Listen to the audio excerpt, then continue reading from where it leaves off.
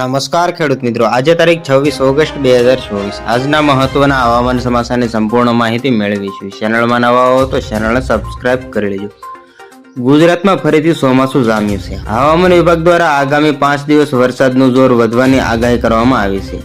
બંગાળની ખાડીની સિસ્ટમ હાલ બાંગ્લાદેશ અને પશ્ચિમ બંગાળ પર સ્થિર હતી, તે આગળ વધવાની શરૂઆત થઈ ગઈ છે.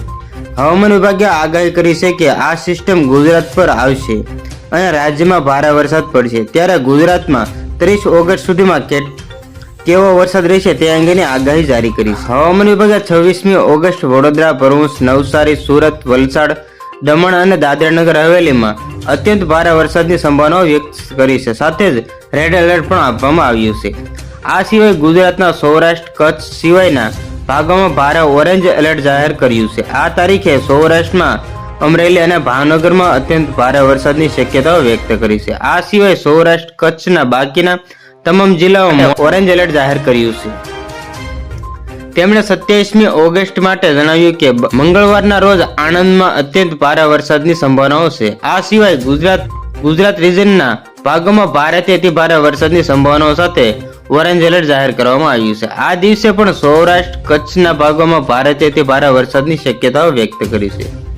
તો 28મી ઓગસ્ટના રોજ આણંદ માટે રેડ એલર્ટ જાહેર કરવામાં આવ્યું છે. સાથે જ અત્યંત ભારે વરસાદની શક્યતાઓ પણ વ્યક્ત કરવામાં આવી છે. આ સિવાય ગુજરાત રિજનના અન્ય ભાગોમાં ભારેથી અતિ ભારે વરસાદની સંભાવનાઓ છે.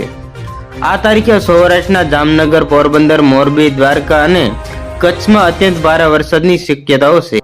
29મી ઓગસ્ટ ગુજરાત રિજનના તમામ જિલ્લાઓમાં ભારેથી અતિ ભારે વરસાદની શક્યતાઓ વ્યક્ત કરવામાં આવી છે. આ સાથે જ તેમણે જણાવ્યું છે કે શુક્રવારે એટલે કે 30મી ઓગસ્ટ બનાસકાંઠા, અમદાવાદમાં અત્યંત ભારે વરસાદની શક્યતાઓ છે. સૌરાષ્ટ્ર, કચ્છના રાજકોટ, જામનગર, પોરબંદર, જૂનાગઢ અને દ્વારકા માટે અત્યંત ભારે વરસાદની સંભાવનાઓ સાથે રેડ એલર્ટ જાહેર કરવામાં આવ્યું છે, જ્યારે બાકીના ભાગો માટે ઓરેન્જ એલર્ટ આપવામાં આવ્યું છે. તો બસ આજની તે આટલી જ અપડેટ. ફરી મળીશું નવી અપડેટ સાથે. ત્યાં સુધી બન્યા રહેજો ખેડૂત ખબર યુટ્યુબ ચેનલમાં.